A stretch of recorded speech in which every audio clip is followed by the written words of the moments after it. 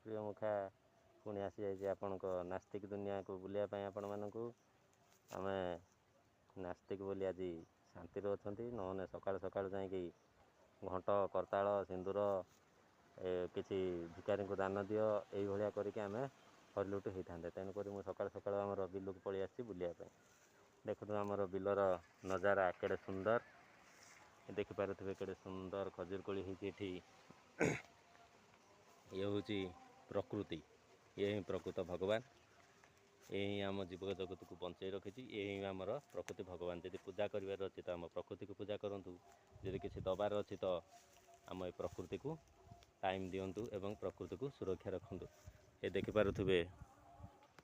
ଦେଖିପାରୁଥିବେ ଆମର ଚାଷୀ ଭାଇମାନେ ଖରାରେ କେଡ଼େ କଷ୍ଟ କରିକି ଧାନ କାଟୁଛନ୍ତି।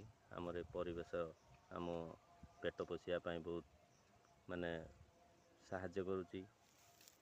ଏଇ ଦେଖନ୍ତୁ, ଏଇ ଆମର ଚାଷୀ ଭାଇମାନେ ହଳ କରିସାରିଲେଣି, କିନ୍ତୁ ଏଇ ଝାଳ ବୁହା ପରିଶ୍ରମକୁ କିଛି ଗୋଷ୍ଠୀ ଅଛନ୍ତି ଆମର ସାଧାରଣ ଲୋକମାନଙ୍କୁ ଭଣ୍ଡେଇ ଭାଣ୍ଡେଇ ଧର୍ମ ନାଁରେ ଅନ୍ଧବିଶ୍ୱାସରେ ପକାଇକି ତାଙ୍କ ଝାଳ ବୁହା ଧନକୁ ଆରାମରେ ଗୋଟେ ମନ୍ଦିରରେ ବସିକି ସବୁ ଲୁଟି ନେଇଯାଉଛନ୍ତି। ତେଣୁକରି ମୋ କହିବା କଥା, ଆମେ ଯେତେ ଶିକ୍ଷିତ ହେବା, ଅନ୍ଧବିଶ୍ୱାସରୁ ଦୂରେଇ ରହିବା, ଆମ ଦେଶର ପ୍ରଗତି ସହିତ ଆମ ପରିବାରର ବି ଉନ୍ନତି ହେବ। ରଖୁଛି।